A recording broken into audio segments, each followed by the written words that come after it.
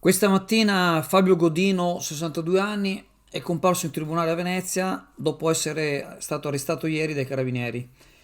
La perquisizione effettuata presso il suo appartamento al sesto piano del palazzo in Viale Veneto 28, con l'ausilio dei cani antidroga, aveva portato al ritrovamento di circa 300 grammi di cocaina e 1700 euro in contanti.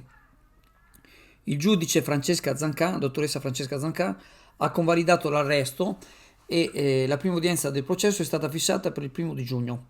L'avvocato difensore di Godino è il dottor Mauro Serpico. Oltre alla vicenda penale che ha portato all'arresto di Fabio Godino, è preoccupante notare che questa è la terza volta in 17 anni che il signor Godino si trova nei guai a causa di problemi legati alla droga. Le persone che lo conoscono esprimono il loro dispiacere per il percorso di vita negativo che ha intrapreso una persona di buona famiglia. Secondo alcuni conoscenti, Godino è sempre stata una persona generosa e gentile con tutti. Tuttavia, negli ultimi tempi, alcuni suoi ragionamenti sembravano offuscati e i suoi amici si preoccupavano per lui.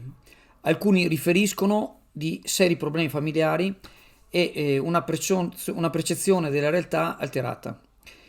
Questa triste vicenda mette in luce il problema crescente dell'uso delle droghe nella città di Chioggia, che colpisce persone di ogni età e ceto sociale e che ha conseguenze negative su tutta la comunità.